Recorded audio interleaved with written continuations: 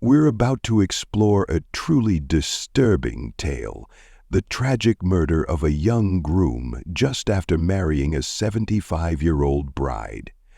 In this story, we'll uncover the strange dynamics of their relationship, the conflict that led to tragedy, and the devastating aftermath that shook both a family and a community. Braxton Townsend, an 18-year-old high school graduate from the quiet town of Searchlight, Nevada, was at the center of this shocking event. Braxton had always been fascinated by the idea of adventure. Although he came from a humble background, he was eager to experience a life full of excitement and luxury.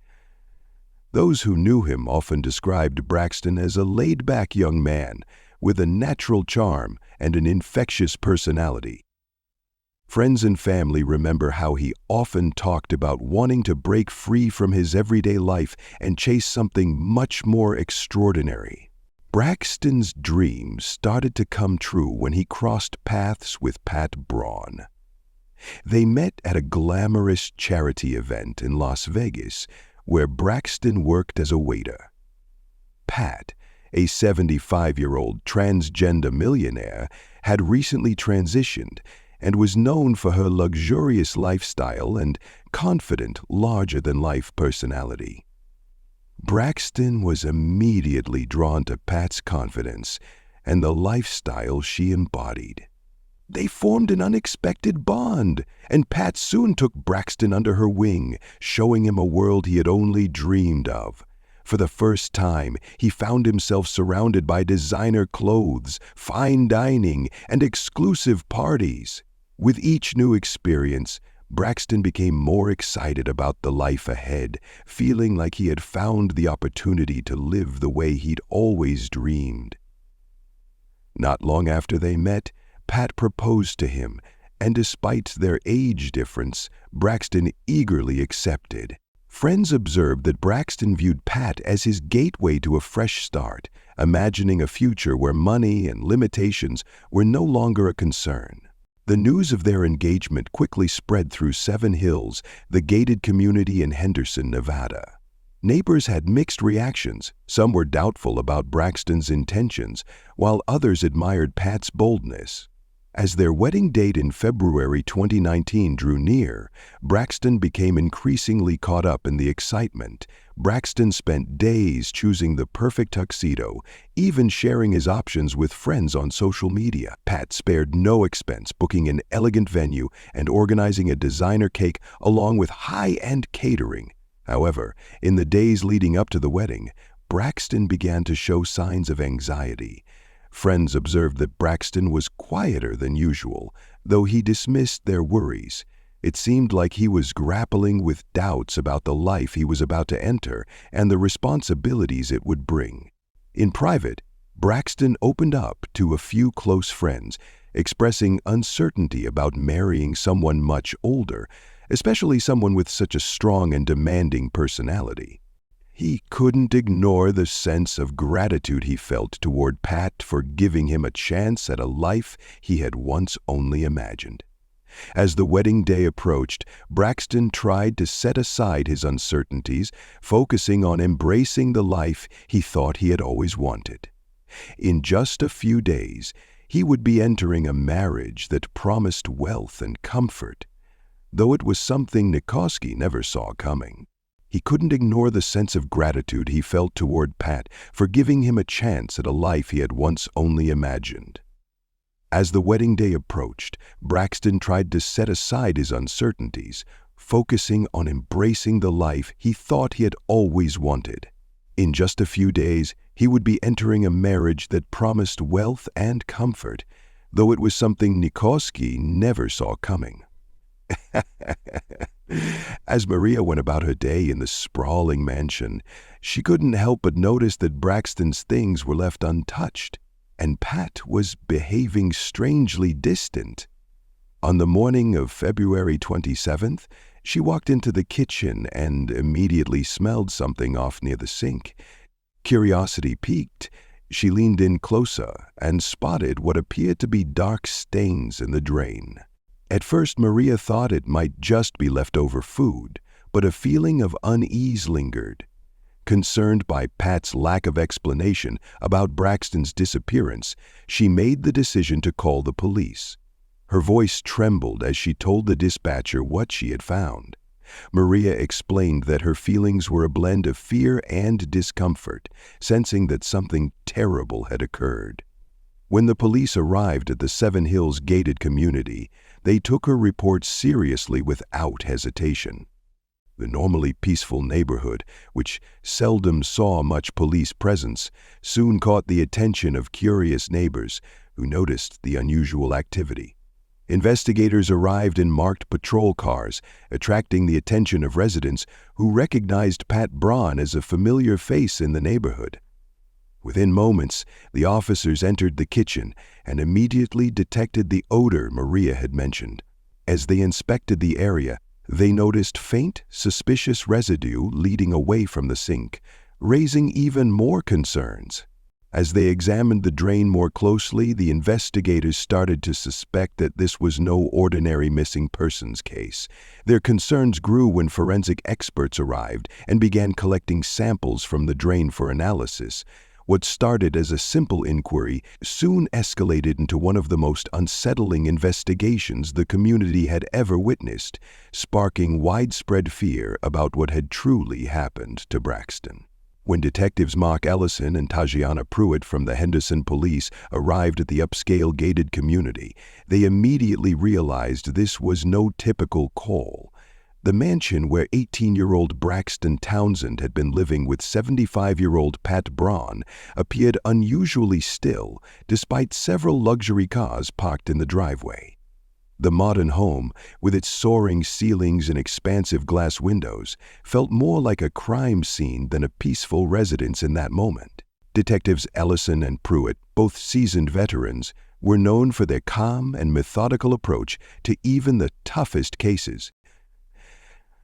On the morning of February 27, 2019, they stepped into the expansive kitchen where housekeeper Maria Delvado had uncovered the disturbing evidence.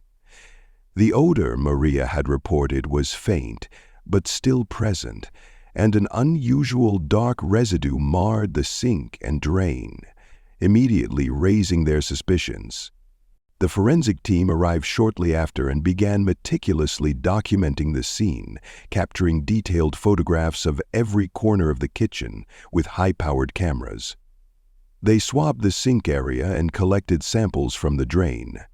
While the rest of the kitchen appeared immaculate, the drain stood out, looking unnaturally clean, as if something had recently been flushed away. Together with the stains, this raised suspicions of a possible cover-up. Detective Pruitt, taking detailed notes, noted how the mansion's luxurious atmosphere contrasted sharply with the unsettling scene inside. As they spoke with neighbors, the detectives learned that Pat Braun, although reclusive, had a reputation for her bold personality and unconventional lifestyle. In the days leading up to the investigation, several neighbors had reported hearing raised voices from inside the house, particularly heated arguments between Pat and Braxton. Forensic investigators then used a specialized tool called a drain scope to examine the pipes more closely, hoping to uncover any remains. What they found only deepened their suspicions and confirmed their worst fears.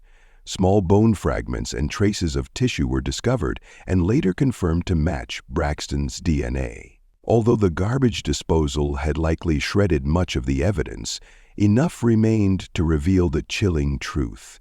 Braxton's remains had been processed and flushed through the kitchen's disposal. The method was disturbing, leaving detectives to wonder just how far Pat Braun had been willing to go in her desperation or fury. With this grim revelation, detectives Ellison and Pruitt started to piece together a timeline and search for a motive, quickly realizing they were dealing with a carefully planned crime. As the investigation deepened, they couldn't help but question what could have driven someone to carry out such a brutal act in a mansion that now seemed filled with more secrets than comforts. The first person they interviewed as a suspect was Pat Braun herself. At 75, Pat, formerly Patrick, was an eccentric figure in the Henderson community. A wealthy man who had transitioned later in life, Pat became a well-known figure, admired for her boldness, but also resented by some neighbors.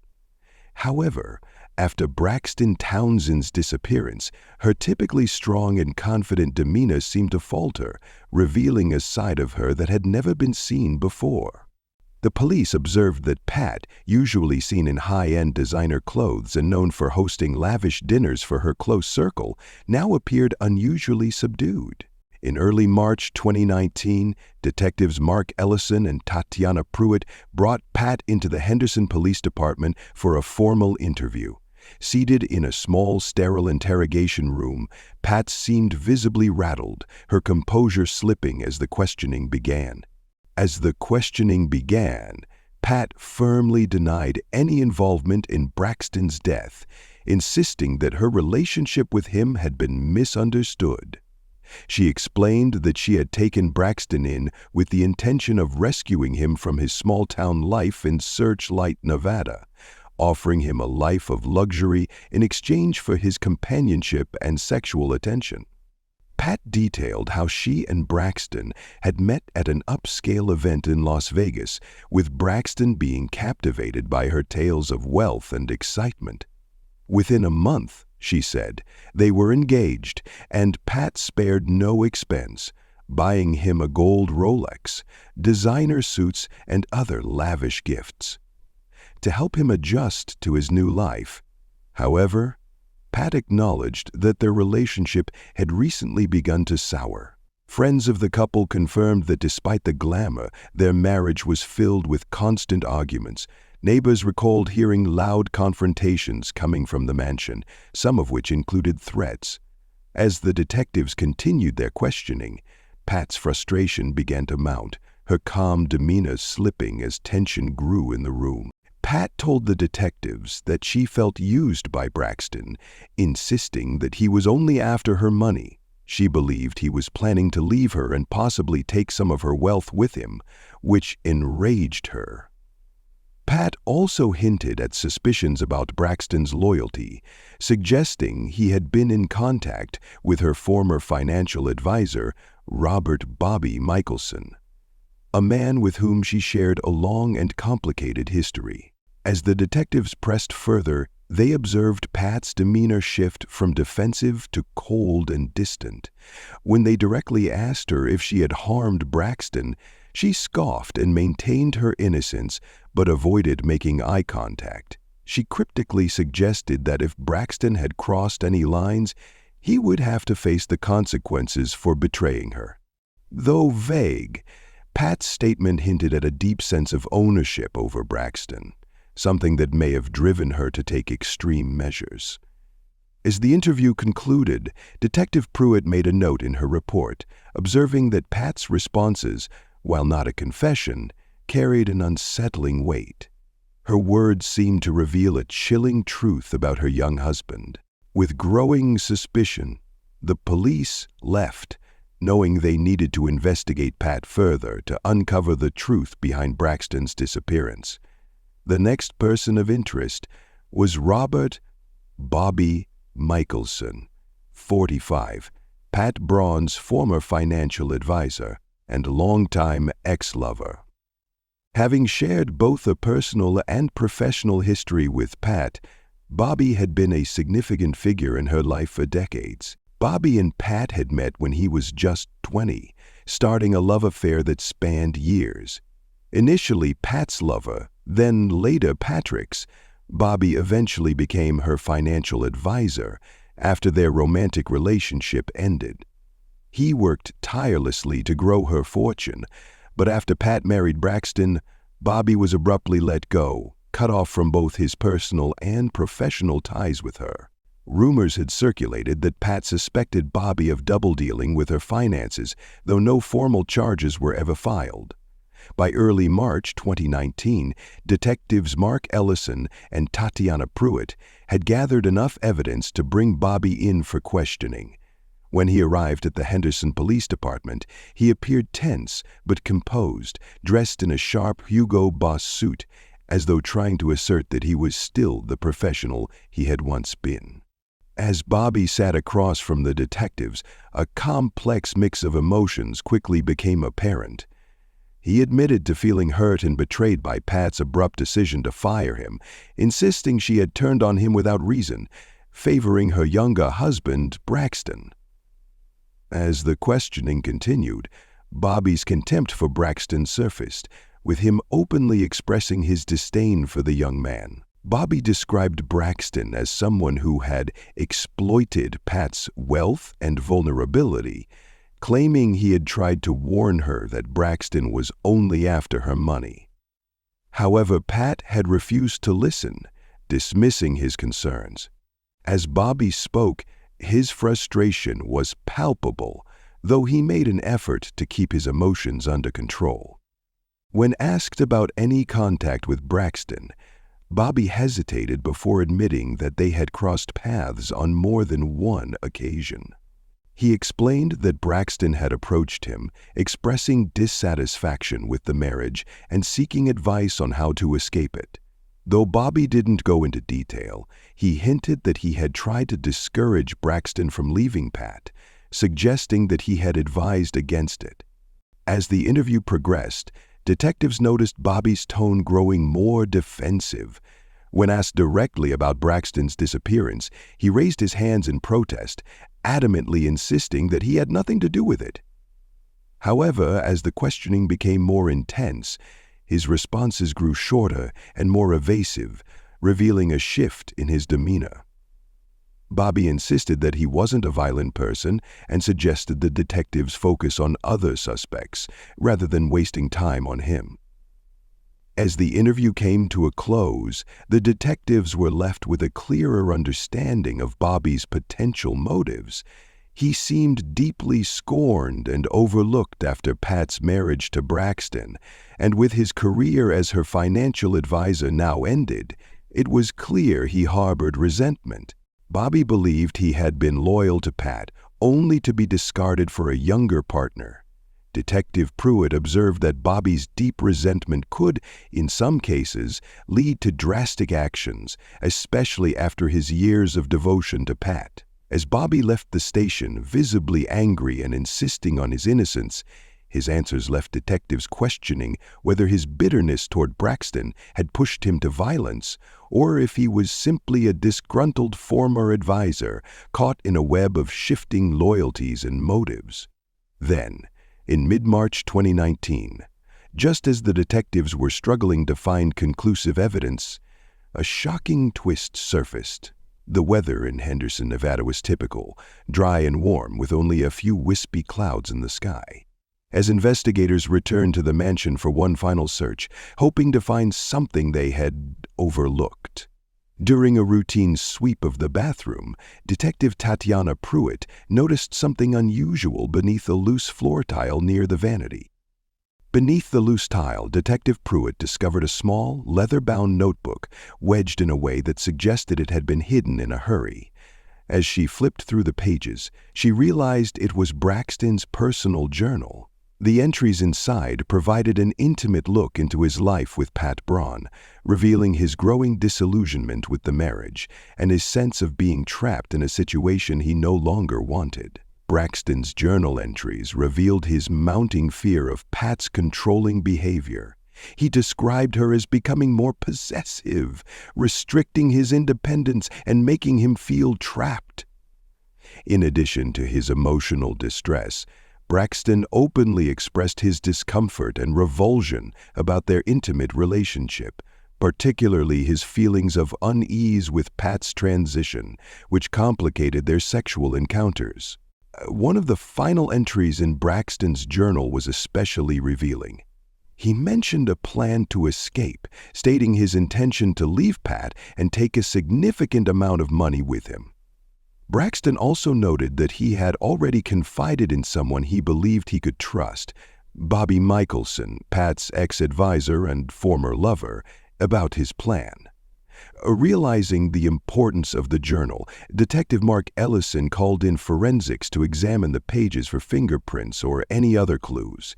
With Braxton's intention to leave, Now confirmed in his own handwriting, the detectives had gained a clearer understanding of the motive and a stronger reason to focus their questioning on Bobby. The journal provided the missing piece.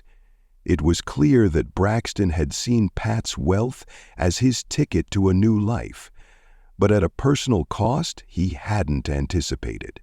The detectives were left stunned by this revelation. They now knew that Bobby had likely been aware of Braxton's plan to take money from Pat, but the critical question remained: had Bobby told Pat about Braxton's intentions? If so, this information could have been the catalyst that pushed Pat over the edge, possibly triggering the violent actions that followed. As detectives continued their investigation, they considered the possibility that Bobby, driven by spite, may have shared Braxton's plan with Pat, making him a key player in the deadly chain of events. With Braxton's journal in hand, the police ramped up their focus on both Bobby and Pat, now more convinced than ever that this love triangle had led to far darker consequences than anyone had anticipated. In late March 2019, detectives shifted their attention to a new suspect, Deborah Horsley Braun, Pat's estranged daughter. At 50, Deborah led a quieter life than her mother, who had made headlines not only for her extravagant spending, but also for transitioning to a woman in her 70s. Deborah had long resented Pat's transition, and the younger partners Pat frequently brought into their family circle. Living in nearby Summerlin, Nevada, Deborah was known for her blunt personality and no-nonsense attitude, which made her an interesting figure in the family dynamic. Friends described Deborah as intense and fiercely protective of her family's legacy, never hesitating to voice her opinions. Her conflicts with Braxton had begun almost immediately. At Pat and Braxton's wedding, Deborah made it clear she disapproved of the union, viewing Braxton as nothing more than a gold digger after her mother's fortune. Friends described Deborah as intense and fiercely protective of her family's legacy, never hesitating to voice her opinions. Her conflicts with Braxton had begun almost immediately. At Pat and Braxton's wedding, Deborah made it clear she disapproved of the union, viewing Braxton as nothing more than a gold digger after her mother's fortune. Throughout the questioning, Deborah remained composed but visibly irritated. When pressed about her relationship with Braxton, she eventually admitted that they had argued a few weeks before his disappearance. Deborah revealed that Braxton had been flaunting his new lifestyle, bragging about future plans to travel to places like Paris and New York. She also mentioned that Braxton had hinted at wanting to secure some of Pat's assets for himself. Deborah expressed frustration with Braxton's attitude, saying it was obvious he was using Pat. While the detectives noted her resentment, Deborah insisted that she had stayed out of it, saying, "It's not my place to interfere." However, detectives became particularly interested in how Deborah seemed to know specific details about Braxton's plans to access Pat's money. Deborah eventually admitted that her mother, worried about Braxton's behavior, had confided in her about it. However, Deborah maintained that she hadn't taken any action beyond advising her mother to reconsider the marriage. Despite her calm demeanor, detectives could sense underlying tension in her responses. The journal entry recovered from Braxton's bathroom revealed that he had seen Deborah as an obstacle to his plans, which raised further questions about her potential involvement in his disappearance. When detectives confronted Deborah with the journal entry, she was visibly rattled for the first time. After a brief hesitation, she dismissed the journal as nothing more than a teenager's fantasy. However, her reaction only heightened the detectives' suspicions, and they decided to keep a closer eye on her, considering the possibility that she might have played a larger role in the growing conflict between Pat and Braxton. As the interview ended, Detectives Pruitt and Ellison left with mixed feelings. Deborah's motive appeared strong, but they couldn't definitively link her to the crime. Despite this uncertainty, Deborah remained a key figure in the complex web surrounding Braxton's tragic fate, and the detectives knew they would have to continue examining her involvement carefully. By late March 2019, police had gathered enough evidence to conclude that Pat Braun was responsible for Braxton's death. The final piece came from Braxton's journal, found hidden in the master bathroom. In it, Braxton detailed plans to leave Pat and take a large portion of her wealth to start a new life, solidifying the motive behind the crime and leading detectives to believe that Pat's anger over his betrayal had escalated into something deadly. The journal revealed that Braxton had confided in Bobby Michelson, Pat's former financial advisor, about his plans to leave and take her money. Bobby, it seemed, had no hesitation in betraying Pat by sharing this information with her. This revelation likely fueled Pat's growing rage, pushing her into a violent outburst she could no longer control. In the days leading up to the murder, Pat's feelings of resentment and betrayal intensified, ultimately driving her to take drastic, fatal action. Pat had showered Braxton with gifts, taken him to exclusive events, and introduced him to her lavish gated world in Seven Hills, Henderson, Nevada. The idea that he planned to leave her and possibly take a portion of her wealth was something she could not bear. Friends later reported that Pat's behavior became increasingly erratic during this time. She began exercising more control over Braxton, obsessively checking in with him throughout the day with frequent phone calls, her anxiety and fear of losing him escalating into dangerous territory. One night in early March, after reading Braxton's latest journal entries, Pat reached a breaking point. Consumed by rage and betrayal, she confronted him in the mansion's kitchen. The argument quickly escalated, with Pat accusing Braxton of being a user, a fraud, and someone who had only been after her wealth. The intensity of the confrontation pushed her emotions past the point of no return, setting the stage for a tragic and irreversible outcome.